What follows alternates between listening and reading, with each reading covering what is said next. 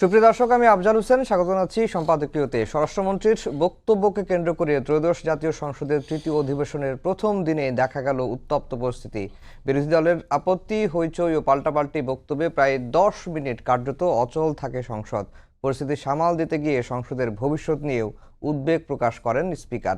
প্রশ্ন আসে, মতের ভিন্নতা কি আলোচনার মাধ্যমে সমাধান সম্ভব, নাকি সংঘাতই হয়ে উঠবে সংসদের নতুন সংস্কৃতি? চলতি সংসদ অধিবেশন ও প্রাসঙ্গিক বিষয় নিয়ে আমাদের আজকের সম্পাদকীয় উত্তপ্ত সংসদ। আর এ নিয়ে আলোচনার জন্য আমাদের সঙ্গে স্টুডিওতে উপস্থিত আছেন এস.এম. জাহাঙ্গীর হোসেন, সংসদ সদস্য বিএনপি, ডক্টর আতিক মুজাহিদ, সংসদ সদস্য এনসিপি, এবং রাজেকুজ্জামান রতন, সহ সাধারণ সম্পাদক বাসদ। দর্শক, আপনারা এই আলোচনায় সরাসরি অংশ নিতে পারেন। অংশ নেওয়ার জন্য কল করতে হবে টেলিভিশনের পর্দায় দেখানো নম্বরে। এছাড়া ফেসবুকের মাধ্যমেও আপনাদের মতামত পাঠাতে পারেন। আলোচনা শুরুতেই জানিয়ে দিচ্ছি এখনকার প্রধান শিরোনাম। নজিরবিহীন পাহাড়ি ঢলে ধ্বংসস্তূপ নেপালের 3 জেলা, 350-এরও বেশি মরদেহ উদ্ধার, নিখোঁজ 28 দেশের 1,500 পর্যটক, নেই বাংলাদেশি আটকে পড়ার তথ্য। সংসদে হট্টগোলের পর ওয়াকআউট বিরোধী দলের, আইন প্রণয়নে সহযোগিতা না করাই উদ্দেশ্য, বললেন স্বরাষ্ট্রমন্ত্রী। সংসদীয় স্বৈরতন্ত্রের অভিযোগ নাহিদের। রাষ্ট্রপতির সঙ্গে সিইসির বৈঠক, সেপ্টেম্বরে স্থানীয় সরকার নির্বাচনের তফসিল, বছরের শেষ দিকে হবে প্রথম ধাপের ভোট, জানালেন প্রধান নির্বাচন কমিশনার।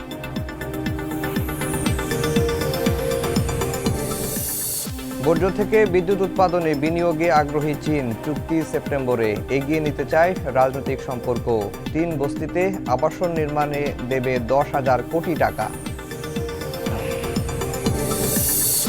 এবং স্বাধীনতা থেকে জুলাই অভ্যুত্থান, সব আন্দোলনের অনুপ্রেরণা জাতীয় কবি, সমাধিতে শ্রদ্ধা জানিয়ে রিজভী। 31 আগস্ট থেকে শিক্ষা প্রতিষ্ঠানে নজরুল প্রতিযোগিতা।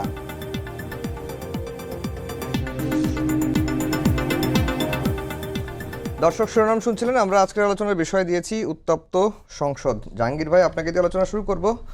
ত্রয়োদশ জাতীয় সংসদের তৃতীয় অধিবেশনের প্রথম দিন ছিল এবং প্রথম দিনেই উত্তপ্ত হয়ে ওঠে স্বরাষ্ট্রমন্ত্রীর একটি বক্তব্যকে কেন্দ্র করে। হইচই হয়েছে, 10 মিনিট কার্যত সংসদ অচলে ছিল। শেষ দিকে এসে গণভোটের রায় বাস্তবায়ন এবং সংবিধান সংস্কার কমিশনের দাবিতে বিরোধী দল ওয়াকআউট করেছে। বিরোধী দলের অভিযোগ, আপনারা জাতিসংঘে প্রতারণা করেছেন। হ্যাঁ, ধন্যবাদ আপনাকে, আপনার সহ আমাদের মাননীয় এমপি সাহেব এবং আমাদের রাশেদ ভাইকে ধন্যবাদ জানাচ্ছি। এবং পাশাপাশি আমি ধন্যবাদ জানাচ্ছি আমাদের সময় টিভির সমস্ত কলাকুশলীদেরকে।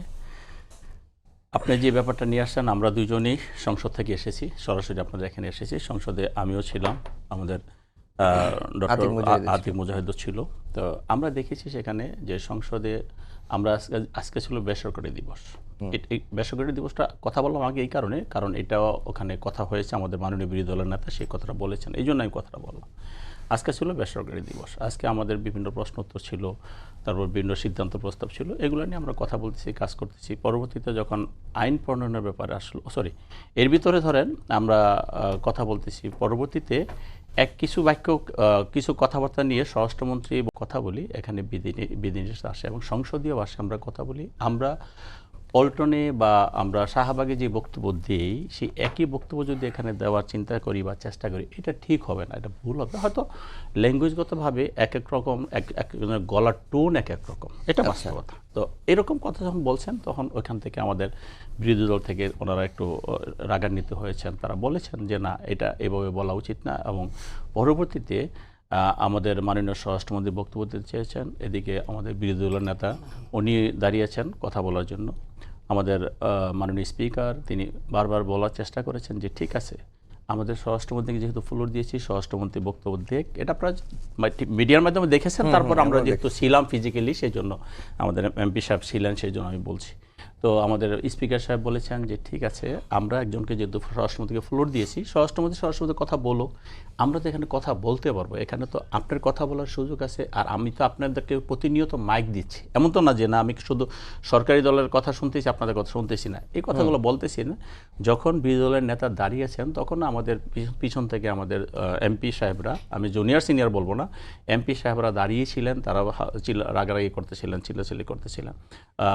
আমাদের স্পিকার সাহেব একটা কথা বুঝাইতে চেষ্টা করছেন, যখন ফ্রন্ট লাইনের কেউ দাঁড়ায়, তার মানে উনি সিনিয়র, সিনিয়র দাঁড়ায় গেলে তখন তো আপনার সেখানে বসা উচিত বা আপনাদের সেখানে যার যার চেয়ারে বসা উচিত। উনি বারবার এটা বলছেন, যদিও এটা হয়নি পরে ওনারা সবাই একটু চিল্লাচিল্লি করলো।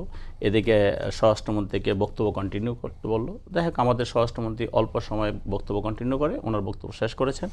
দেন আমাদের মাননীয় বিরোধী দলের নেতাকে ফ্লোর পেয়েছেন, উনি ওনার মতো করে বক্তব্য দিয়েছেন।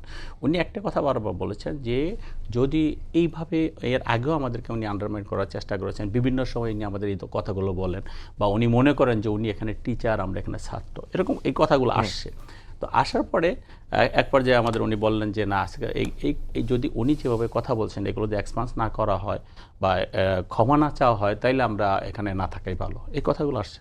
তখন স্পিকার মতো কথা বলেছে, উনি যেহেতু অভিভাবক, সংসদের অভিভাবক সুলভ কথা বলে চেষ্টা করেছে এই বিষয়গুলো জাহাঙ্গীর ভাই আমরা তো দেখেছি, আমরা দুই জানি। পক্ষকে নিবৃত্ত করার জন্য, শেষে পরবর্তী বের হয়ে আমি এসে ওইটা যেটা বলতেছি, নিবৃত্ত করার জন্য হয়তো এই রাক্ষোভটা ওনাদের মনে ছিল। পরবর্তীতে যখন ধরেন আমাদের আনুষ্ঠানিকতা শেষ, আমরা আইন প্রণয়নের দিকে যাচ্ছি, তখন আমাদের মাননীয় বিরোধী দলের নেতা আবার দাঁড়িয়ে বললেন যে এই যে আইন প্রণয়ন করা হচ্ছে এটা আজকে করার কথা না, আজকে হলো বেসরকারি দিবস।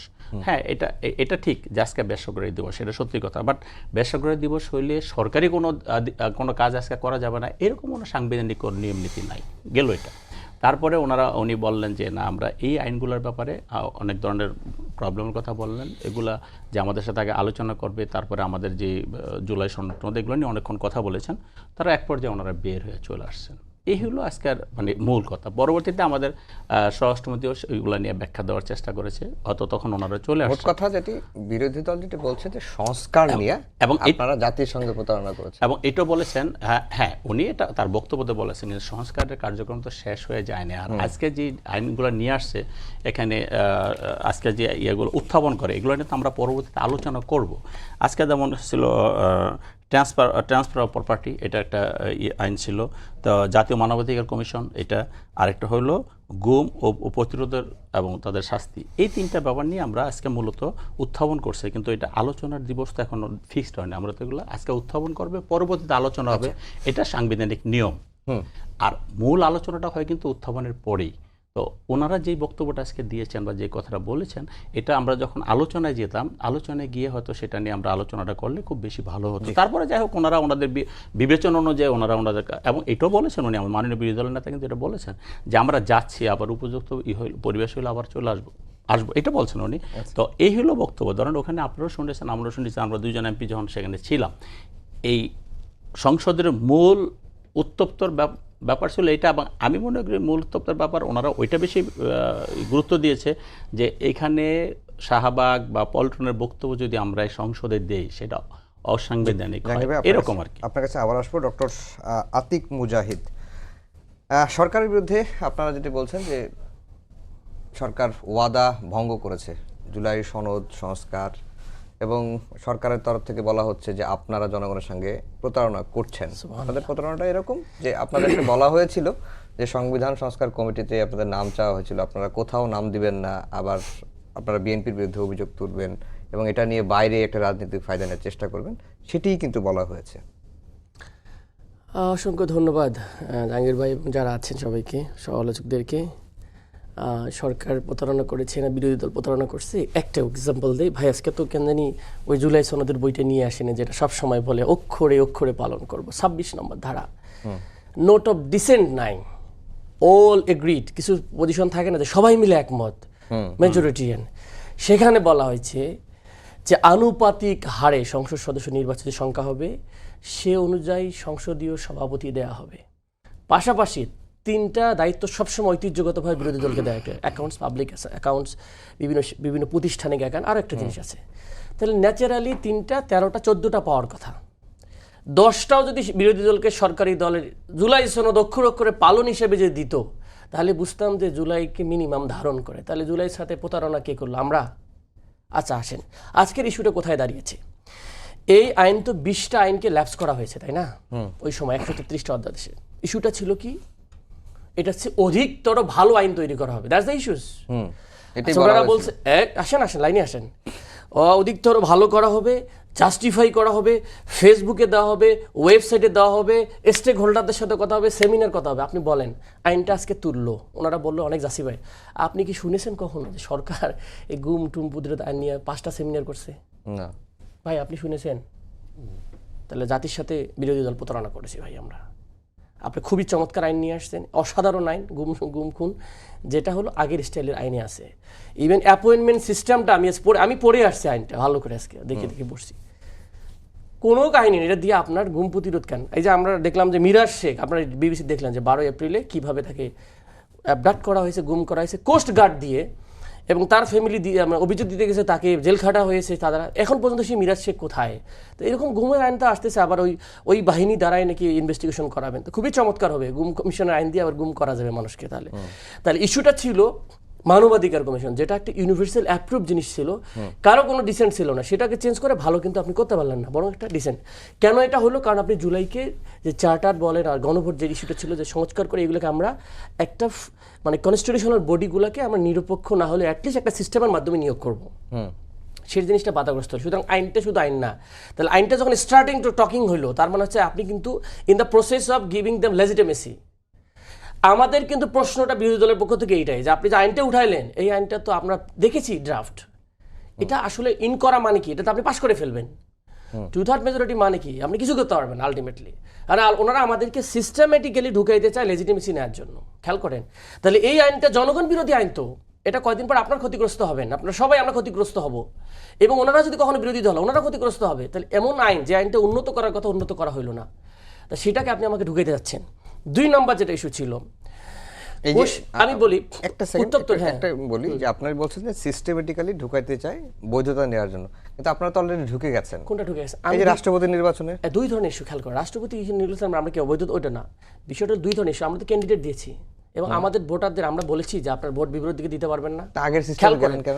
আগের সিস্টেম না, আমরা তো বলেছি বাই ক্রস দিতে পারে। আমরা তো এটাই কিন্তু সরকারি দল বাইরে এসে বলছে, সরকারি দল তো সুযোগ খুঁজবে, ওনারা তো সব জায়গায় খুঁজবে যে 71 ক্রস হয় নাই, কারণ ওনারা নিজেরাই তো এটাকে ভায়োলেট করলো, আগামী বছরে করবে, এবং আমার বিশ্বাস ওনারা এগুলো সব পালন করবে, এবং 4র্থ বছরে গিয়ে বলবে যে আসেন আমি যে 11টা সারলাম, আমি সংস্কার করলাম, সব শেষ করে। দ্যাট ইজ স্ট্র্যাটেজি, কারণ ওনারা তো স্ট্র্যাটেজি বলে আর কি। তো আমি যেখানে ছিলাম, দ্বিতীয় ইস্যুটা ছিল কেন উত্তপ্ত হলো। খেয়াল করেন, কোয়েশ্চেনটা প্রথম করছে হাসনাত আব্দুল্লাহ। প্রথম আলোর একটা স্ট্যাটিস্টিক আসছে, আগামী সময় একটা স্ট্যাটিস্টিক আসছে পুলিশ ব্যুরো থেকে নিয়ে, সেই স্ট্যাটিস্টিক সে বলছে যে ইন্ট্রিম একটা ভাঙাচুরা, যেখানে আমরা কেন ইন্ট্রিমের সাথে আপনার কেন তুলনা করতে হবে? আপনি কি এত ডাউনে চলে গেছেন ভাই? আপনি নির্বাচিত সরকার, সব পলিটিক্যাল পাওয়ার আছে, পলিটিক্যাল শক্তি আছে। ইন্ট্রিম একটা জাস্ট ট্রানজিশন পিরিয়ড, এবং এটা তো দুর্ভিক্ষ হয়নি বাংলাদেশে, আইনের যে মানে ম্যাসাকার হয় নাই, এটা তো বাংলাদেশের মানুষের সৌন্দর্য, সেটার সাথে আমার তুলনা করেও আপনি দেখছেন আপনার অবস্থা খারাপ। সেটা একটু তুলে ধরছে যে আপনি যে 6 মাসে আপনি তাহলে কি করলেন আপনার মিনিস্ট্রি থেকে। এখন এইটা বক্তব্য ভাই, আপনি যদি বলেন আমাকে যৌক্তিক সমালোচনা করুন, বিএনপি ভাইরা আমাদের কি বলে, যখন যৌক্তিক সমালোচনা 180 দিনের একটা অ্যানালাইসিস দিলাম, আমরা যখন সংসদে প্রশ্ন করলাম, আপনি টু দ্য পয়েন্ট উত্তরে আসেন, তখন বলছেন না জেনেরিক কথা বলা যাবে না, আমাদের কাছে আলাদা ডাটা আছে। ওনারা বলছে ওনাদের গভর্নমেন্ট, এটা কি ধরনের টেকিং, মানে জাস্ট আপনি দায়িত্ব না নেওয়ার একটা মানুষের দিকে ব্লেমিং। এই জায়গাটাতে উনি 1 নম্বর। 2 নম্বর হচ্ছে শফিকুল ইসলাম মাসুদ ভাই প্রশ্নটা করেছে, কিন্তু প্রশ্নটা করছে যে 7 জন এমপির উপর আক্রান্ত হয়েছে, হান্নান মাসুদ হয়েছে, ব্যারিস্টার নাজিব হয়েছে, মামলা দিছে, কোনো অ্যারেস্ট হয় নাই। এইটাই ছিল কোয়েশ্চেন, যে এইরকম এবং সরকার দলীয় একজন বগুড়া বা সিরাজগঞ্জের একজন আক্রান্ত হয়েছে। প্রশ্নটা ছিল যে এইরকম এমপিরাও যদি আক্রান্ত হয়, তাহলে নিরাপত্তাটা কে দিবে? সে প্রশ্নটা খুব, উনি কিন্তু খুব অ্যাগ্রেসিভ প্রশ্ন করছে, তাও তো না। সেই প্রশ্নের আত্মাটা আপনি বলে আপনি জেনেরিক করতেছেন কেন? তাহলে আপনি বুঝতেছেন না কারে বলতেছে। বলতে 7 জন এমপি আক্রান্ত হয়েছে, এটাও বলে দিতে হবে যে আমি মাসুদ আক্রান্ত হয়েছে, আমাকে এখন আপনি প্রোটেকশন দেন। তাহলে স্বরাষ্ট্রমন্ত্রী জানে না? সবচেয়ে অপমানকর জিনিস হলো উনি প্রশ্নটা বলছে আমি 1 মিনিট শুনি নাই, তাহলে উনি এখানে স্বরাষ্ট্রমন্ত্রী নিয়ে প্রশ্ন করা হচ্ছে, উনি বলে 1 মিনিট শুনি নাই, আপনি আবার প্রশ্ন করেন, তাহলে উনি এখানে কি করে? 1 মিনিট যদি শোনে না, দায়িত্ব পালন করা, তাহলে রাষ্ট্র কিভাবে চালাবে? প্রশ্নটা হচ্ছে আমরা যে বিরোধী দলের দায়িত্ব 3-4টার মধ্যে একটা 1 নম্বর দায়িত্ব হচ্ছে অ্যাকাউন্টেবল করা, সেটা পার্লামেন্টে সে অ্যাকাউন্টেবল করবো জনগণের জন্য। সে অ্যাকাউন্টেবলের প্রশ্নটা করলে আপনি বলেন যে পল্টন ময়দান, আমরা কি নিউ পল্টনের কথা বলতেছেন না পুরাতন পল্টনের কথা? এটা আমার একটা প্রশ্ন। জি, আপনার কাছে আবার আসবো। রতন ভাই, আসলে মানে জাতির সঙ্গে প্রতারণাটা কে করছে? সরকারি দল বলছে বিরোধী দল করছে, বিরোধী দল বলছে সরকার করছে, মানে কে করছে? আর সংসদে ছাত্রই বা কে, শিক্ষকই বা কে? প্রতারণার এই অভিযোগটা কিন্তু খুব মারাত্মক। প্রতারণা করছে দুইজনেই, যদি দুইজনকে বলে তাহলে জনগণ এখান থেকে কি শিখবে? মানে সবাই খালি জনগণের উপর দিয়ে হ্যাঁ হ্যাঁ তো ফলে একজন আরেকজনকে বলছে আপনি প্রতারণা করেছেন, ওরা বলছে ওনারা প্রতারণা করেছেন। আমাদের কাছে মনে হয় এই অন্তহীন বিতর্কের বীজ যেটা বপন হয়েছে এইটা বোধহয় শেষ হবে না, কারণ অন্তর্বর্তীকালীন সরকার একটা অন্তহীন বিতর্কের ফাঁদে বাংলাদেশকে ফেলে দিয়ে গেছে এবং এই বিতর্কটা চলতেই থাকবে। ফলে এইভাবেই আমাদের পার্লামেন্টটা চলবে, যে পার্লামেন্টটা হওয়ার কথা আইনসভা, আইন মানে তো বিতর্ক হবে, আইনের তো ব্যাখ্যা সবাই একরকম দেবে না, দেবে না। এবং সেই কারণে আইনে এই স্পেসটা থাকবে যে যা কিছু লেজিটিমেট তা সবসময় মরাল নাও হতে পারে। ফলে মরালিটি অ্যান্ড লেজিটিমেসি এই দুটার মধ্যে বিরোধ সবসময় চলতে থাকবে। আইনে যা আছে তা সবসময় ন্যায়সঙ্গত নাও হতে পারে, কারণ শেখ হাসিনা তো একটা আইন দিয়ে চলতেন, তো সেই আইনকে তো আমরা ন্যায়সঙ্গত মনে করি নাই, যে কারণে তো অভ্যুত্থান অনিবার্য হয়ে উঠেছিল।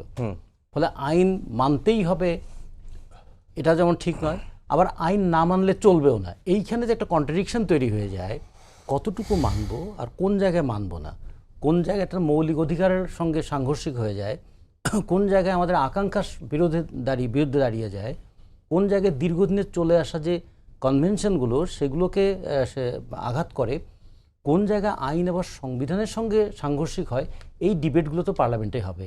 পার্লামেন্ট এই জন্য প্রাণবন্ত হয়ে ওঠে একটা ডিবেটের মধ্য দিয়ে। এই ডিবেটে প্রত্যেকে শেখাতে পারে, প্রত্যেকের কাছ থেকে শিখতে পারে। একজন নবীন পার্লামেন্ট সদস্য, তিনি তার হয়তো ওই বিষয়ে তার ধারণাটা ভালো আছে, তিনি যদি একটা আলোচনা করেন, চমৎকার একটা আর্গুমেন্ট যদি করেন, গোটা পার্লামেন্ট তো এখানে এডুকেটেড হতে পারে। শুধু পার্লামেন্ট হবে না, আমাদের এখন তো আমরা সব অন এয়ারে দেখছি, জাতীয় কিন্তু দারুণ বলেছেন, এরকম করে তারাও কিন্তু বুঝতে পারবেন যে হ্যাঁ এই বিতর্কের মধ্যে দিয়ে আমরা কিছু শিখছি। কিন্তু যখন হইচইটা হতে থাকে তখন কেউ কারো কথা শোনে না।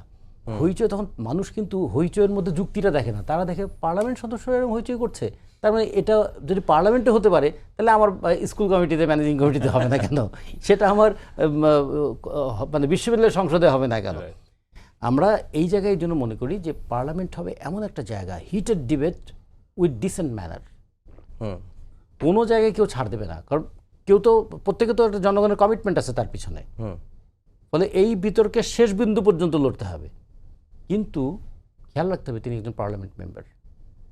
তিনি মানে রাষ্ট্রের যে তিনটা অর্গান, যদি বলি লেজিসলেটিভ, জুডিশিয়ারি, এক্সিকিউটিভ যে আইন দিয়ে চলবে সে আইন তো তৈরি হবে পার্লামেন্টে। জুডিশিয়ারি যে আইন দিয়ে বিচার করবে সেই আইনও তো তৈরি হবে পার্লামেন্টে। এই জন্য পার্লামেন্ট মেম্বারদেরকে তো আমরা যদি বলি ওয়ারেন্ট অফ প্রেসিডেন্স অনুযায়ী এত উপরে কেন তারা উপরে, তাদের এই কারণে যে তাদের তৈরি আইন দিয়ে রাষ্ট্রটা পরিচালিত হবে যতক্ষণ পর্যন্ত আর একটা আইন না আসছে। আমরা এই জায়গায় একটু মনে হয় যে একটু দেখা দরকার যে অনেকগুলো উত্তেজনা সৃষ্টি করার মতো বিষয় থাকবে, সেইখানে কিভাবে কত ডিসেন্টলি। আমরা আগের কিছু পার্লামেন্ট মেম্বারদের দেখেছি, তারা এমন এমন কথা পার্লামেন্টে বলতেন যে গোটা পার্লামেন্ট মেম্বারদেরকে অপমান করা হতো, আগে আমরা দেখেছি। আবার এমন কিছু পার্লামেন্ট মেম্বারকে দেখেছি অনেক অপমানজনক কথাটাকে এমন একটা উইট অ্যান্ড হিউমারের মধ্যে দিয়ে ওটাকে অ্যাকোমোডেট করেছেন যে মানুষ দারুণ, তো একটা বিতর্কমূলক পরিবেশটাকেও না, ওটার কথা বলছি না আমি। আমাদের এমন কিছু পার্লামেন্টেরিয়ান ছিল আমাদের দেশে, হ্যাঁ, যে যারা অত্যন্ত জটিল একটা বিষয়টাকেও কিভাবে এটা সরল করে ফেলা যায় সে চেষ্টা করতেন। আবার কেউ ছিলেন পার্লামেন্টে এমন বিষয়ের অবতারণা করতেন যেটা আসলে পার্লামেন্টকে একটা মানে সার্কাসে পরিণত করে ফেলতো। ফলে দুইটা অভিজ্ঞতা তো আমাদের কাছে আছে না। বলে এইবারের পার্লামেন্ট আমাদের কিন্তু অনেক আকাঙ্ক্ষার একটা অভ্যুত্থান, মানুষের চিন্তার এবং আকাঙ্ক্ষার জায়গাটাকে এত দূর বাড়িয়ে তুলেছে। ফলে যারা এখন সরকারে আছেন তাদের কাছে দায় কিন্তু অনেক বেশি, কারণ একটা আকাঙ্ক্ষা তাদের কাঁধের উপরে আছে। আবার যারা বিরোধী দল তারাও কিন্তু এই পার্লামেন্টে এমন একটা ভূমিকা পালন করবে, সরকার যেখানে স্লিপ করতে চাইবে, সরকার যেখানে বাইপাস করতে চাইবে, বিরোধী দল সেখানে কিন্তু স্কিপ করতে দেবেন না। তারা বলছে না, এটা কিন্তু আমাদের আকাঙ্ক্ষার সঙ্গে সঙ্গতিপূর্ণ না। ফলে এই ডিবেটটা দারুণ হওয়া উচিত। আমরা মনে করি যে পার্লামেন্টের ডিবেটটা খুবই দরকার, এসেনশিয়াল। উইদাউট ডিবেট একটা পার্লামেন্ট, এটা তো হাততোলা পার্লামেন্ট হবে। আমরা তো এই হাততোলা পার্লামেন্ট হতে দেখতে চাই না। একজন একটা সলিটারি ভয়েসও যদি থাকে পার্লামেন্টে। আতিক মুজাহিদ একটা প্রশ্ন তুলছিল যে বলা হয়েছিল জাতীয় মানবাধিকার কমিটি যে আইনটা বলছিল যাচাই বাছাই করা হবে, মূল জায়গাটা আসার আগে এই জায়গাটা বললাম এই কারণে, যখন আলোচনাটা হয়ে যায় প্রতারণা করছেন আপনি, আপনি তখন আমাকে বললেন আপনি প্রতারণা করছেন, তখন কিন্তু মূল আলোচনাটা আড়ালে চলে যায়। সেই জায়গাটা আমি বলতে চাইলাম যে আমাদের অনেক সময় একটা হিটেড ডিবেটকেও লজিক্যাল জায়গায় নিয়ে আসা, যেমন এই প্রশ্নটা খুবই ভাইটাল। আমাদের তো অনেকগুলো বিষয় ছিল, আমাদের বিচার বিভাগ নিয়ে আমাদের কথা আছে না, আমাদের প্রশাসন নিয়ে কথা আছে না। তা বিচার বিভাগ এবং প্রশাসন এইরকম থাকলে আমাদের যে কোনো সরকারি ক্ষমতায় আসুক সে ডেমোক্রেসি এখানে অপারেট করাতে পারবে না। ঠিক তেমনি মানবাধিকার কমিশন সেটা কি, মানবাধিকার আইন সেটা কি, মানবাধিকার সংক্রান্ত বিষয়গুলো কি হবে, গুম খুন বিষয়গুলো কিভাবে মানবাধিকারের সঙ্গে সাংঘর্ষিক হয়, এবং মানুষ কিভাবে প্রোটেকশন পাবে, মানুষ কিভাবে একটা নিরাপত্তা পাবে যে আমি এই রাষ্ট্রের একজন নাগরিক, আমি একটা ভুল করলেও আমার জীবন হুমকির মুখোমুখি হবে না, সেই জায়গায় রাষ্ট্র আমাকে কোথায় প্রোটেকশন দেবে, সেই বিষয় নিয়ে নিশ্চয়ই একটা ডিবেট হতে পারে। এটা নিয়ে সময় নিতে হবে, এটা নিয়ে আলোচনা করতে হবে। ফলে এই ক্ষেত্রে বিরোধী দল যে কথাটা বলেছে আমার মনে হয় যে এটা সরকার অবশ্যই অ্যাকাউন্টে নেওয়া উচিত। আবার এটাও খেয়াল রাখা উচিত আইন যেন, যে কোনো আইন তৈরি হওয়ার সময় যেন যথেষ্ট যাচাই বাছাই হয়। যারা পার্লামেন্টে আছেন এবং যারা পার্লামেন্টে নাই, তারা সবাই যেন এইটুকু মানে নিশ্চিত হন যে আইনটা করার সময় সমস্ত দিক, মানে both side of the coin, এটা দেখা হয়েছে, এদিকটাও দেখা হয়েছে ওই দিকটাও দেখা হয়েছে। সেটা যদি না হয় তাহলে কিন্তু একটা আস্থাহীনতার জায়গা তৈরি হবে, মনে হবে যে ব্রুট মেজরিটির জোরে একটা ব্রুটাল ল এখানে আবার তৈরি হয়ে গেল। জি, আপনার কাছে আবার আসবো জাহাঙ্গীর ভাই। যেটা আতিক মুজাহিদ বলছিলেন যে জুলাই সনদ আপনারা অক্ষরে অক্ষরে পালন করবেন, আপনারা বুকে ধারণ করেন, অনেক কথাই শুনি আপনারা নেতারা বলেন, কিন্তু যে আনুপাতিক হারে যে সংসদীয় কমিটির সভাপতি না হওয়ার কথা 26 নম্বর ধারায় 26 নম্বর ধারায়, সেটাতে তো সর্বসম্মতিক্রমে সেটা হলো, একদম তারপর সেটা আবার বাদ হলো কেন? তাহলে তো 14টা 15টা সংসদীয় কমিটিতে তাদের সভাপতি থাকার কথা বিরোধী দলের। অ্যাকাউন্টেবল করতে পারতাম জনগণকে, আমরা ধরতে পারতাম। আমি জাস্ট এর আগে একটু কথা বলি। আমাদের বিরোধী দল যখন বের হয়ে চলে আসছে তখন কিন্তু গুম খুন নিয়ে কোথায় কোথায় আলোচনা হয়েছে, কি আলোচনা হয়েছে, এটা কিন্তু আমাদের মাননীয় স্বরাষ্ট্রমন্ত্রী একটা স্টেটমেন্ট দিয়েছে, হয়তো পাবলিক আমি শুনেছি, এটা আপনি হয়তো শুনছেন। উনি বলছে যে আমরা সেমিনার করেছি, এক জায়গায় একদিন একটা আলোচনা হয়েছে। হ্যাঁ, তারপরে Nothing else. বিভিন্ন স্টেক হোল্ডারদের না, সাথে কথা কথা হয়নি। বলেছে, বিভিন্ন স্টেক হোল্ডারদের সাথে কথা বলেছে। কেউ জানে না। এটা সংসদে যেহেতু বলেছে সেই জন্য আমি সেটা বলতেছি যে বিভিন্ন স্টেক হোল্ডারদের সাথে কথা বলেছে, ইউএনডিপি সহ বিভিন্ন রকম আমাদের বিদেশি যারা আমাদের বাংলাদেশের ইয়ের সাথে জড়িত তাদের সাথে কথা বলেছে, ওটা উনি বলেছে। তো এইভাবে ওনারা যখন চলে আসছে উনি একটা স্টেটমেন্ট দিয়েছে, সংসদে যেহেতু মহান সংসদে দিয়েছে সেই স্টেটমেন্ট আমি মনে করি সেটা সে বাস্তবতার ভিত্তিতে দিয়েছে। তারপরে আসেন যে আমাদের হাসনাত আবদুল্লাহ যেটা বলেছে, উনি কিন্তু শুধু জানতে চেয়েছে যে আপনি যে এই যে পরিসংখ্যানটা দিলেন এটা কিসের ভিত্তিতে দিলেন, আমাকে স্পেসিফিক দেন, আমাকে ওটা আমাদের স্বরাষ্ট্রমন্ত্রী বলেছে। আর যেহেতু স্বরাষ্ট্রমন্ত্রীর কাছে প্রশ্ন রেখেছে এবং বলছে যে ব্যর্থ বা কি এই ধরনের কথাবার্তা বলছে হাসনাত, সেই জন্য হয়তো উনি ওইভাবে প্রশ্নটা করেছে। তারপরে ধরেন আমাদের তো আর আমাদের শফিক ভাই, আমাদের এমপি, আরেকজন এমপি, উনি বিভিন্ন জায়গার কথা বলছে, তখন উনি বলছে যে আপনি স্পেসিফিক যদি আমাকে বলেন যে কোন এমপি আক্রান্ত হয়েছে, আর কোন এমপি আক্রান্ত হয়েছে তার নিজের লোককে আবার গ্রেপ্তার করেছে, আপনি আমাকে এই স্টেটমেন্টটা দেন এবং স্পেসিফিক বলেন। আমাদের স্বরাষ্ট্রমন্ত্রী কিন্তু জাস্ট ওইটাই জানতে চেয়েছিল যে আপনাকে স্পেসিফিক যদি আমার না করেন তাহলে আমি কোনটা নিয়ে আমি কথা বলবো বা আমি কোনটাকে অ্যাকশনে যাব, এই টাইপের কথা বলছে। তারপরে আপনি আমাকে বললেন হলো এখন সংসদীয় এখন ধরেন আমরা জুলাই সনদ যখন তৈরি হয়, আমরা যখন জুলাই সনদ যখন আলোচনা হয়, জুলাই সনদ নিয়ে অন্তর্বর্তীকালীন সরকারের সময়, তখন অনেকগুলো ব্যাপার নিয়ে তো কথা হয়েছে। এখানে আমাদের প্রায় কয়টা 32টা না তার বেশি টোটাল, 32টা ইয়ে নিয়ে আমাদের কথা, আইটেম নিয়ে আমাদের কথা হয়েছে। তো সেখানে কিন্তু ধরেন ম্যাক্সিমাম জায়গায় আমাদের বিএনপির, আমি যেটা দেখেছি, আমি তো ওটার সাথে জড়িত ছিলাম না, বাট আমি যেটা দেখেছি আমাদের জুলাই সনদে যেটা আছে যে নোট অফ ডিসেন্ট দেওয়া আছে, এটা কিছু নাই, সেই নোট অফ ডিসেন্ট অনুযায়ী কিন্তু আমরা ওখানে কিন্তু একটা স্পেসিফিক কথা আছে যে যারা নির্বাচিত হবে, যারা সরকারে যাবে, তারা জনগণের ম্যান্ডেট অনুযায়ী এই জায়গাগুলো কভার করবে, এই জায়গাগুলো এখন 26 নম্বরটা যেহেতু এমপি সাহেব বলতেছে, আমি হয়তো এমপি সাহেবের কথাই আমি ধরে নিলাম যে এমপি সাহেবের কথাই সত্যি, উনি তার মিথ্যা বলবে না, এমপি সাহেবের কথাই সত্যি।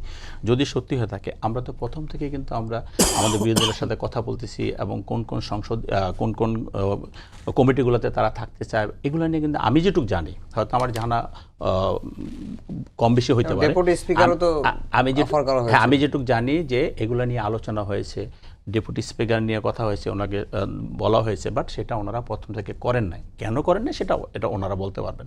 বাট বিএনপি বা সরকারি দলের কিন্তু মিনিমাম কোনো ইয়ে ছিল না, আস্থাহীনতায় ভোগেনে ওনাদের প্রতি যে ওনারা যদি আমাদের সাথে আসে আমাদের এই সমস্যা হবে। আমরা চেষ্টা করে যাচ্ছি, এখনও চেষ্টা করে যাচ্ছি, এবং মাননীয় প্রধানমন্ত্রী কিন্তু এই ব্যাপারে ভেরি মাচ কনসার্ন যে উনি বিরোধী দলকে নিয়ে সুন্দরভাবে এই সরকারটা পরিচালনা করতে চায়। দেখেন, যখন জ্বালানি তেলের সমস্যা হলো, আমাদের মাননীয় প্রধানমন্ত্রী স্টেট বলল যে আমরা একটা কমিটি করব, সেই কমিটি কিন্তু কোনো আনুপাতিক হারে না, আপনারা আমাদের অর্ধেক দিবেন, আমরা অর্ধেক, দুই পক্ষ থেকে সমান সংখ্যক সদস্য নিয়ে আমরা কিন্তু সেরকম কমিটি করেছি। তার মানে আমাদের তো সেই সদিচ্ছা আছে, আমরা তো সরকারটা খুব সুন্দরভাবে সবাইকে নিয়ে দেশের কল্যাণে, জনগণের কল্যাণে এবং গণতন্ত্রের কল্যাণে আমরা পরিচালনা করতে চাই, এবং মাননীয় প্রধানমন্ত্রী সেটা করতে চান।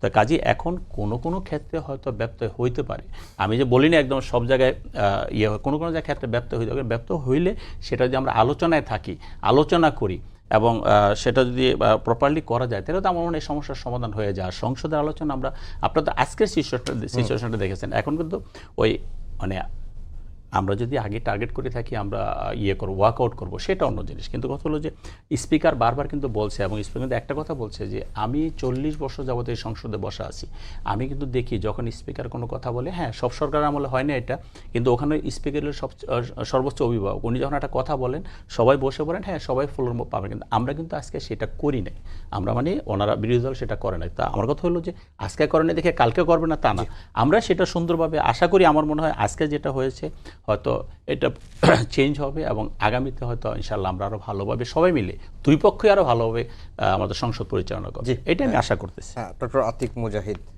আপনাদেরকে তো মানে যখন সংসদ শুরুর আগেই তো ডেপুটি স্পিকার অফার করা হয়েছিল, তখনও তো আপনারা নেন নাই।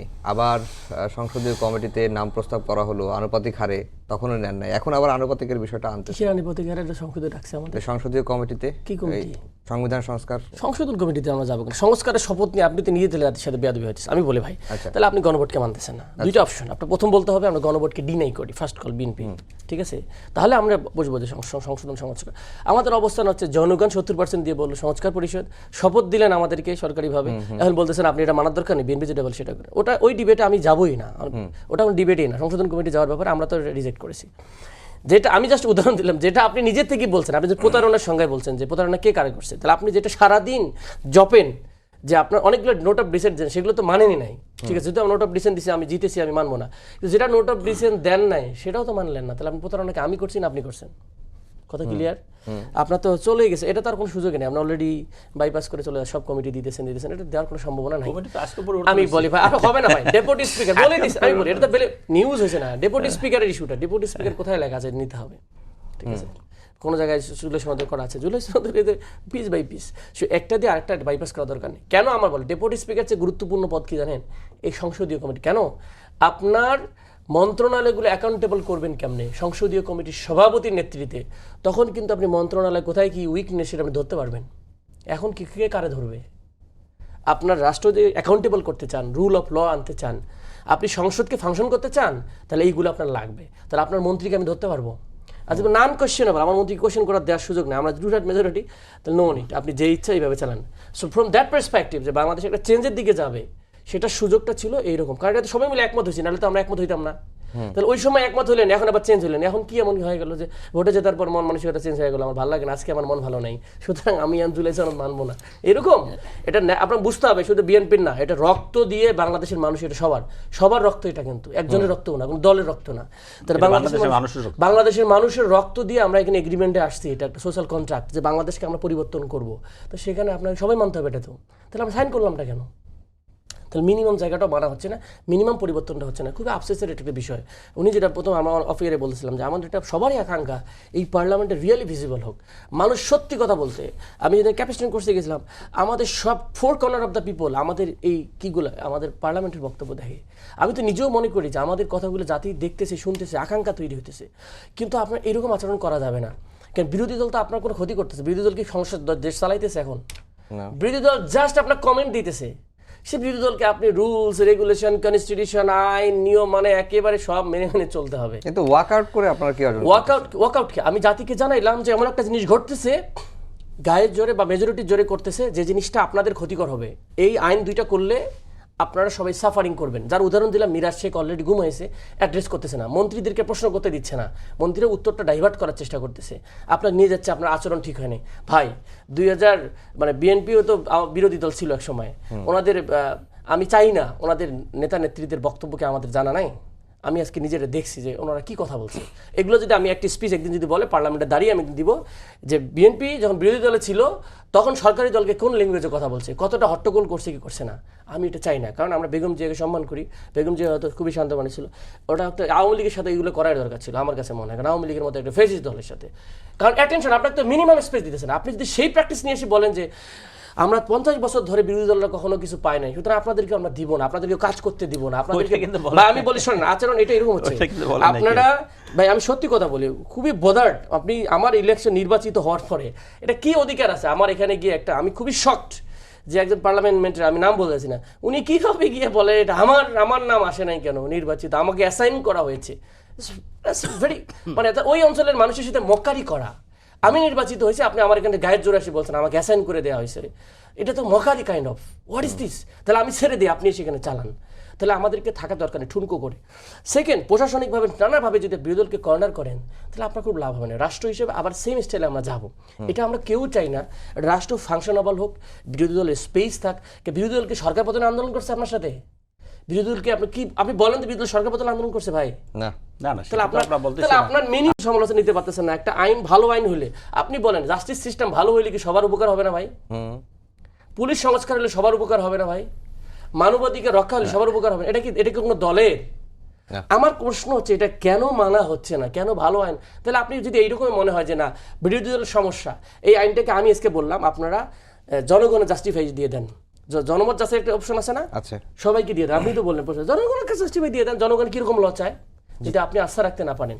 সুতরাং যৌক্তিক বিচারণ অনেক জায়গায় অনেক কিছু আছে, সেগুলো করতে হবে। না হলে এই রতন ভাই, যে সংবিধান সংস্কার কমিটি, সংবিধান সংস্কার পরিষদ নিয়ে আলোচনা তো শুরু থেকেই আছে। তো সরকার তো সংবিধান সংস্কার কমিটি করেছে এবং বিরোধী দলের নাম চাওয়া হয়েছিল, বিরোধী দল সেখানে নাম দেয়নি। এবং এই না দেওয়ার ফলে আসলে বিরোধী দল একটি সুযোগ হারলো কিনা, এটি একটি দিক, যে আইনি বিষয়গুলো নিয়ে ডিবেট করার ক্ষেত্রে। কারণ বিএনপির তৃতীয়াংশ সংখ্যাগরিষ্ঠতা রয়েছে, বিএনপি চাইলেই করতে পারতো, কিন্তু তারপরে বিরোধী দলকে ডেকেছিল, কিন্তু বিরোধী দল সেই সুযোগটা নেয়নি। এটা একটি দিক। সরকারি দল কি বিরোধী দলকে কর্নার করছে কিনা বা স্পেস দিচ্ছে? পার্লামেন্টারি ডেমোক্রেসি যখন বলি তখন নাম্বারটা খুব গুরুত্বপূর্ণ। এখন একটা পার্লামেন্টে যদি একটা দলের 213টা সিট থাকে, এই নাম্বার স্যাংটিফাই মানে নাম্বার দিয়ে সে অনেক কিছুকে মানে কভার করে ফেলতে পারে। সেই সময় কি করতে হবে, পার্লামেন্টে যাদের এইরকম ব্রুটাল মেজরিটি আছে তারা যেন ব্রুটাল শাসনে না যায়, তখন তাদের একটু সফট হতে হবে। এই কারণে যে তাদের তো আইন তৈরি করা, আইন বাতিল করা সমস্ত ক্ষমতা তাদের আছেই। তো পার্লামেন্টে একটা ডিবেট করার জায়গাটা থাকুক, এইটুকু হচ্ছে তাদের ধৈর্যের পরিচয়টা দিতে হবে।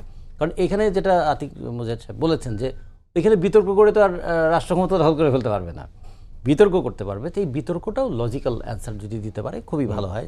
যে কথাটা বললেন, এখন বিরোধী দল কেন এই তাদের অফারটা, সরকারি দলের অফারটা নেয় নাই, এটা তাদের বিষয়। এটা তার নীতিগত কারণে নেয় নাই নাকি এটা একটা টেকনিক্যাল কোশ্চেন ছিল, সেটা একটা বিষয়। জাতির সাথে ভাই প্রতারণা হবে। 70% ভোট দিছে একটা কাজে, আপনি আরেকটা নিতেছেন। প্রতারণার কথাটা বারবার ব্যবহার করলে হয় কি, প্রতারণার সেই ভারটা কমে যায়।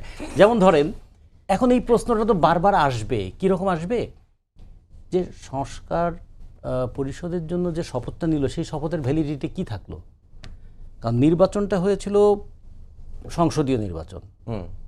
তা সংসদীয় নির্বাচনের যারা সংসদ সদস্য তারা কি কি শপথ নিতে পারেন, কার অধীনে এই শপথটা নিতে পারেন, এই বিতর্কটাও তো চলতে থাকবে। এবং আমি শেষ করি,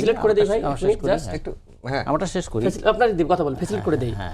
আমি যে সংসদের যে কমিটি আছে, কি সংশোধন কমিটি, সংবিধানে কোথাও সংশোধন কমিটি নাই, হইতে হবে বিশেষ কমিটি ফর সংশোধন কনস্টিটিউশন।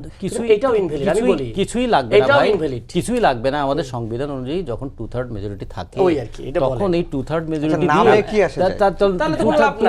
দিয়ে তারা সংবিধান সংশোধন করতে পারবেন, তারা নতুন আইন তৈরি করতে পারবেন, তারা অনেক কিছু করতে পারবেন। চেষ্টা করতেছি। এখন 26 নম্বর ধারায় যেটা বলা হয়েছিল, যদিও জুলাই সনদ নিয়ে একটু প্রশ্ন আছে, জুলাই সনদে কিন্তু এনসিপি স্বাক্ষর করেনি, করেছে কখন, 12ই ফেব্রুয়ারি নির্বাচন হয়ে যাওয়ার পরে 16ই ফেব্রুয়ারিতে তারা না, আগে স্বাক্ষর করছে। করছে 16ই ফেব্রুয়ারি। ইলেকশন একদিন আগে, একদিন আগে, একদিন না দুদিন আগে করছে। আচ্ছা, তাহলে সেই যে করলেন, তার মানে তারা তাহলে প্রথমে তারা করেননি। প্রথমে তো যেমন আমরা আমাদের বাসদের পক্ষ থেকে আমরা বলেছিলাম যে এখানে আমরা আলোচনা করেছি জাতীয় ঐক্যমত্য কমিশনে যা, আর সনদে যা লেখা হচ্ছে আমাদের দলের গুরুত্ব কতটুকু এটা বড় কথা না, কিন্তু আমরা যেটুকু বিবেচনায় দেখেছি এটার সঙ্গে একটা অসঙ্গতি থেকে যাচ্ছে, সে কারণে আমরা স্বাক্ষর করি নাই। সে কারণে এনসিপিও হয়তো কোনো কারণে করে নেই, পরে তারা করেছে। যাই হোক, এই যে করলো না, তারপরেও যেটা হলো 26 নম্বর ধারায় যেটা আছে, সংসদের public accounts committee, privilege committee, অনুমিত হিসাব কমিটি এবং সরকারি প্রতিষ্ঠানের কমিটি এবং জনগুরুত্বপূর্ণ বিষয় সংক্রান্ত বিভিন্ন মন্ত্রণালয়ের কমিটি, এগুলোর কথা বলা আছে যে আনুপাতিক হারে করা হবে। আমাদের সংবিধান অনুযায়ী 50টা আমাদের কমিটি করার, সংসদীয় কমিটি করার মানে বিধান আছে। এ পর্যন্ত 41টা হয়েছে, এখন 9টা এখনো হয়নি। এগুলো নিয়ে তো ডিবেট হতেই পারে, কমিটিতে কারা থাকলেন, কারা সভাপতির পদ পেলেন, কারা এখানে গুরুত্বপূর্ণ পদ পেলেন, এই ডিবেটটা হতে পারে। কিন্তু এই ডিবেটটা কিন্তু আবার আমাদের যতখানি কর্তৃত্ব করার জায়গা থেকে ডিবেট, ততখানি কিন্তু আইনের ডিবেটটা অতটা না। ফলে এই ডিবেটটা যখন হবে তখন আমাকে কমিটিতে জায়গা দিল না বলে কি আমরা বিরক্ত করছি? বিষয়টা যেন এইভাবে না আসে, বিষয়টা যেন আসে এটা অধিকারের প্রশ্ন, এটা কর্তৃত্বের প্রশ্ন নয়, এটা একটা জবাবদিহির প্রশ্ন। এটা আমরা পার্লামেন্টকেও একটা অ্যাকাউন্টেবল করতে চাই, এবং জনগণও কিন্তু এই জিনিসগুলো দেখবে।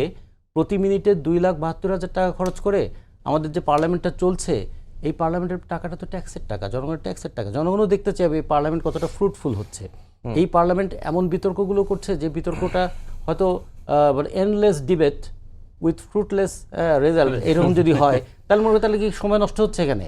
এই জন্য আমরা যেহেতু পার্লামেন্টে নাই, তারা দুইজনেই পার্লামেন্টে আছেন, তাদের কাছে কিন্তু এই জিনিসটা আমরা দেখতে চাইবো, আমরা জানতে চাইবো সরকারি দলের রিজনেবল বিহেভ এবং বিরোধী দলের রেসপন্সিবল কাউন্টার, এই দুটোই যেন ওখানে থাকে, যার মধ্য দিয়ে যেন বেরিয়ে আসে এত রক্তের মধ্য দিয়ে যে অভ্যুত্থানটা হলো, সেই অভ্যুত্থানের আকাঙ্ক্ষা আইনে কতটুকু আছে, বাস্তবে কতটুকু আছে, লিখিত কতটুকু, ইন পেপার কতটুকু আছে, প্র্যাকটিসে কতটুকু আছে, এবং পাবলিকের অ্যাসপিরেশন কি আছে, এবং পাবলিক কি ডিজার্ভ করে, পাবলিক কি পেলো।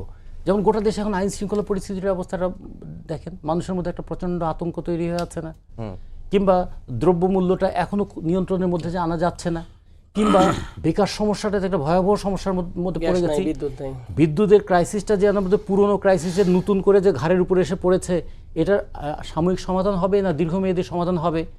আমরা কি ক্যাপাসিটি চার্জের ওই বোঝা বহন করতেই থাকবো? আমরা কি কুইক রেন্টালের নামে কুইক প্রফিটের ওই বিদ্যুৎ ব্যবসায়ীদের কাছে জিম্মি হয়ে থাকবো? এরকম কত বিষয় আমাদের প্রত্যেক দিনের আলোচনায় আছে না? এবং একটা জিনিস খেয়াল করে দেখবেন, মানুষ উন্নয়ন যেগুলো দেখে, উন্নয়নের কথা ভুলে যায় প্রতিদিনের সমস্যার সামনে যখন পড়ে। যখন জিনিসের দাম দেখে, তখন মেট্রো রেল চলছে কিনা এটা তার কাছে বড় হয়ে আসে নাই। তখন তার আসে যে আমি তো আমার ছেলের চাকরিটা পাচ্ছি না, আমার তো পুলিশের কাছে গেলে আমি আমার প্রতিকার পাচ্ছি না, বরঞ্চ হয়রানির মধ্যে পড়ছি, আমি বিচারালয়ে বিচার পাচ্ছি না।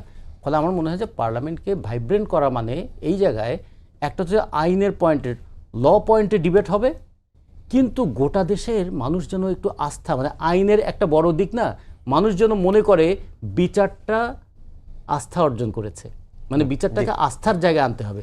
সেই জায়গায় আমরা মনে হয় যে এই ডিবেটটা চলুক, সাথে সাথে ডিবেটের জন্য একটা রেজাল্ট আসে, সেটাও আমরা দেখতে চাই। জি জাহাঙ্গীর ভাই, সরকারকে দিতে চাই কিন্তু সরকার টানছে বিয়ের দিকে, ডক্টর দেবপ্রিয় ভট্টাচার্য একটা কথা বলেছেন, এবং আরেকটা কথা তিনি বলেছিলেন যে সরকার প্রধানের জনপ্রিয়তা বেড়েছে বাট সরকারের জনপ্রিয়তা কমছে। এই নানা রকম ওই যে গ্যাস, বিদ্যুৎ, নানা রকম সংকট সমাধান করা যাচ্ছে না, জননিরাপত্তা নিয়ে প্রশ্ন। যাক, ওইটা আমি বলতেছি। এখন আমাদের এমপি সাহেব কয়েকটা কথা বলেছেন, জাস্ট ছোট্ট করে বলি। যেমন আমাদের মহিলা এমপিরা আছে, আমাদেরও আছে, ওনাদেরও আছে। এই মহিলা এমপিরা তো নির্বাচিত না, অনির্বাচিত। তাই ওনাদের তো আমাদের কোনো জায়গায় দিতে হবে, সেই যে জায়গায় দেখ, হ্যাঁ আমরা দেখব যে সেই মহিলা এমপি সেখানে ঠিকমতো কাজ করতেছে না, যদি কাউকে ডিস্টার্ব করে, সেই ডিস্টার্ব যাতে না হয়, না করে, সেটার জন্য আমরা আমাদের জায়গা থেকে, অর্থাৎ যেহেতু আমাদের এমপি সাহেব, মুজাহিদ সাহেব নির্বাচিত এমপি, ওনার অনেক কথা বলার সুযোগ আছে, অনেক জায়গায় কথা বলতে পারে, কিন্তু ওইটা নিয়ে তো আমরা রাগ করে থাকলে হবে না। একটা এমপি যেহেতু তাকে এমপি বানানো হয়েছে, এই সংসদে তো বানাইছে, তো সে যেহেতু বানিয়েছে তাকে তো কার্যকরী একটা জায়গায় দিবেন। আগের প্র্যাকটিস তো ছিল না, আইন তৈরি করবে একটা জায়গায় তো দিতে হবে, কাজ করতে দিবেন না। আপনাদের আসনগুলো দেন, হ্যাঁ না, সব জায়গায় না, ঠিক আছে, সব মানে জায়গায় আপনারা যে এত ভালো হন, তা আপনাদের আসনগুলো দিয়ে বলেন যে ডাবল বরাদ্দ আপনাদের এলাকায় নেন, আমরা তো চাইতেছি না। না, আপনারা যদি আমরা আমার সেই এলাকায় জায়গায় দিব। দেন, তারপরে ধরেন গণভোটের কথা আসছে, এই গণভোট নিয়ে তো আমরা কনসার্ন আছি। আমাদের মাননীয় প্রধানমন্ত্রী নিজেও গণভোটে ভোট চেয়েছে। এখন গণভোটের এখানে কিন্তু একটা মানে শুভঙ্করে ফাঁকি আছে, যেটা গণভোট যে দুইটা সাবজেক্ট নিয়ে হওয়ার কথা ছিল, পরবর্তীতে আমরা ব্যালটে দেখি যে সেখানে 4টে সাবজেক্ট দেওয়া হয়েছে। বাট এটা নিয়ে কিন্তু আমাদের সংশোধনের ডিবেট হয়েছে। যাই হোক, ওগুলো নিয়ে আমি কথা বড় করতে চাই না। ভাই বলছে বারবার যে মন্ত্রীদেরকে আমরা প্রশ্ন করতে পারবো না, মন্ত্রীদের কথা আমরা তুলাধুলা করে ফেলতেছি সংসদে, মন্ত্রীদেরকে কথা বলতে আমরা দিচ্ছি না, মন্ত্রীদেরকে আমরা কথা বলতে দিচ্ছি না, বাট আমরা নিজেরাই কথা বলতেছি। আমরা বলতে বিরোধী দল কথা বলতেছে। আজকে দেখেন এই বিরোধী দলের নেতা, মাননীয় বিরোধী দলের নেতা, উনি দাঁড়িয়ে উনি বলছে যে আমি এর পূর্বে আমি 2টা নোটিশ দিয়েছি, আমার সেই নোটিশে সুরা হয়নি কেন? যে নোটিশ দুটো দিয়েছে আমাদের মাননীয় সংসদ সদস্য আছেন, উনি নিজেই বলুক সেই 2টা নোটিশ দেওয়ার রাইট ওনার আছে কিনা বিরোধী দলের নেতার। এবং উনি এটাও বলছেন যে এটা আর আমার রাইট নাই, আমি দিয়েছি। তা আমার কথা হলো, আমরা যখনই যে কাজটা করি, আমরা যদি সচেতনতার সাথে করি, বা আমরা যদি বলি হ্যাঁ এটা নিয়ে, এর আগে যেমন উনি তেল গ্যাস নিয়ে কথা বলতে চেয়েছে, আমরা সেখানে 2 ঘন্টা মুলতবি করে সংসদে আমরা কথা বলেছি, একটা রেজাল্ট এসেছে। আমরা এটা নিয়েও কথা বলতে পারতাম, এটা নিয়েও কথা বলতে পারতাম। তো সব ব্যাপার মিলিয়ে আমাদের সবাইকেই এই ব্যাপারগুলো নিয়ে আমাদের চিন্তা করতে হবে। শুধু আমরা বললাম আর হয়ে গেল, আমরা সরকারি দল আছে বলে যে আমরা সব কিছু ভালো করতেছি তাও না, আবার সব কিছু খারাপ করতেছি তাও না, ভালো খারাপ মিলেই আমাদের সমন্বয় করে আমাদের কাজগুলো এগিয়ে নিয়ে যেতে হবে। তারপরে আমাদের বক্তব্যটা ছিল কি জানেন, আপনার কি জানেন? আমার বক্তব্য ছিল যে সরকার প্রধান জনপ্রিয়তা বেড়েছে, সরকার জনপ্রিয়তা না, এখন একটা সরকার প্রধান আর সরকার দুটা দুই জিনিস না, একই জিনিস। একটা জায়গায় ওনার অ্যাক্টিভিস্টটাই কিন্তু মানুষের চোখে পড়ে, যেহেতু উনি চিফ। হ্যাঁ, তার মানে ওনাকে আমরা সহযোগিতা করি বা ওনার সাথে আমরা কাজ করি, এটা ঠিক। এখন আমার যদি কোনো বদনাম থাকে, আমার সুনাম ক্ষুণ্ণ হয়, সেটা দলের উপরে বর্তাবে এবং ওনার উপরে যাবে, পিএমের উপরে যাবে। স্বাভাবিক কারণে পিএম যে কাজগুলো করে, আমরা সারা পৃথিবী কিন্তু পিএমকে ফলো করবে। তা আমি মনে করি পিএম যেহেতু পজিটিভ কাজ করতেছে, সরকার পজিটিভ কাজ করতেছে এবং আমরা তাদেরকে ফলো করতেছি। জি, ডক্টর আতিক মুজাহিদ, 2 মিনিট সময় পাবো, কোনো প্রশ্ন করবো না। This is dangerous. যদি প্রাইম মিনিস্টারের উপর চলে যায় সবাই ঘাড়ে, আজকেও দেখলাম পার্লামেন্টে, আমি খুব অনেস্টলি স্পিকিং, সবাই প্রাইম মিনিস্টার খুব ভালো করতেছে, বাকিরা খারাপ। This is very much dangerous. সবাই বলছে প্রাইম মিনিস্টার নেতৃত্বে, তার মানে ওনার ডিপার্টমেন্ট ফেল হইতেছে, তাহলে প্রাইম মিনিস্টার দায়ী। কিন্তু উনি কিন্তু স্বীকার করছে, যত ডিপার্টমেন্ট ফল করবে সব আমি বল, এই যে ভাই সাবধান। সুতরাং আলাদা করছে এক জিনিস, আপনার গ্যাস বিদ্যুৎ নাই, প্রাইম মিনিস্টার ফেইলর। আমি কিন্তু ওই মন্ত্রীকে ধরবো না, কারণ উনি মন্ত্রীও তো ওর ঘাড়ে চাপাইতেছে। খেয়াল করেন, আমি প্রাইম মিনিস্টারের নেতৃত্বে খুবই, আমরা গ্যাস আসতেছে, এলএনজি আসতেছে 2 লক্ষ, অমুক আসতেছে, আবার প্রাইম মিনিস্টারের নেতৃত্বে আমাদের 2 বছরের টাকা হবে না, প্রাইম মিনিস্টারের নেতৃত্বে আমাদের অমুক হবে না।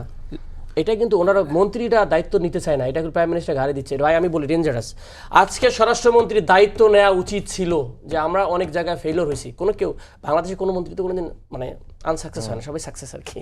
ঠিক আছে, দায়িত্ব আমরা চাইতেছিলাম কি, দায়িত্ব নেন। আপনাকে প্রাইম মিনিস্টার দিছে, আপনি ওটা দায়িত্ব নেবেন। আপনার গ্যাস বিদ্যুৎ দিছে, আপনার একটা দায়িত্ব নেন। দায়িত্ব না নিয়ে আপনি প্রাইম মিনিস্টার নেতৃত্বে, এটা একটা খুবই চালাকি। সবাই ওনার ঘাড়ে রাখে বন্দুক করতেছে। ভাই রে ভাই, ভেরি ইন্টারেস্টিং। তো এই জায়গাটাতে দেখেন, আর একটা প্রশ্ন করছিল, এড়াই গেছে সবাই, উনি কিন্তু অনেকটা প্রশ্ন উত্তর এড়াই গেল। আপনি বলছেন যে গ্যাসের অভাবে প্রায় 900টা প্রতিষ্ঠান বন্ধ, একটা রিপোর্ট। 42,000 চাকরি গেছে, আরেকটা সিপিডি রিপোর্ট। আপনি তো সিপিডির প্রশংসা করলেন, অস্বীকার করলাম। আমি বলি অস্বীকার করলাম, আমি প্রথম ভালো রিপোর্ট আমি গুগল করে, একটা জায়গা থেকে 22,000, আমি বলি একটা জায়গা থেকে 22,000 গত 6 মাসে, আরেকটা জায়গা থেকে কত 7,000, এরকম আমি যোগ করলে ভাই অলমোস্ট অনেকগুলো ফ্যাক্টরি বন্ধ হচ্ছে। স্বীকার করেন যে আমাদের গ্যাসের অভাবে বন্ধ হয়েছে।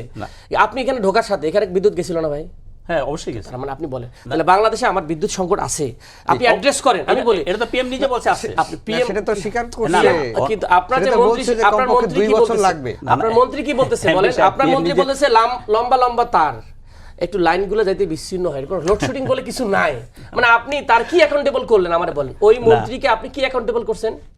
আজকে ধরেন হান্নান মাসুদ প্রশ্ন করলো যে মেট্রো রেলের কস্ট কেন 3 গুণ বাড়লো? আমাদের প্রাইম মিনিস্টার সংকোচন নীতিতে গেছে, 50 লাখ টাকা ডিনারের খরচ বন্ধ করলো, আর এখানে কয়েকশো কোটি টাকা আমার এখানে যুক্ত হইলো শুধুমাত্র প্ল্যানিংয়ের অভাবের কারণে।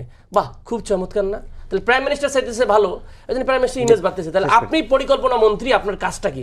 পরিকল্পনা কমিশন আছে, 2 জন মন্ত্রী আছেন, মন্ত্রী প্রতিমন্ত্রী আছেন, এত লক্ষ কোটি টাকা মেগা প্রজেক্ট নিতেছেন, আপনি ভালো অ্যানালাইসিস করবেন না? এটার উত্তর উনি কি দিল? এক বিশাল গরু রচনা দিল। এটা কি ধরনের আসলে বুঝলাম না। 1 মিনিট সময় আছে, রতন ভাইকে দিতে চাই। রতন ভাই, যদি আজকে যে আলোচনার সামারিটা একটু যদি বলেন। এই আলোচনাটা যেন আমাদের এই সৌজন্যমূলক আলোচনাটা যেন থাকে, আমরা চূড়ান্ত ডিবেটটা করব এবং ডিবেটের কেন্দ্রে যেন মানুষ থাকে।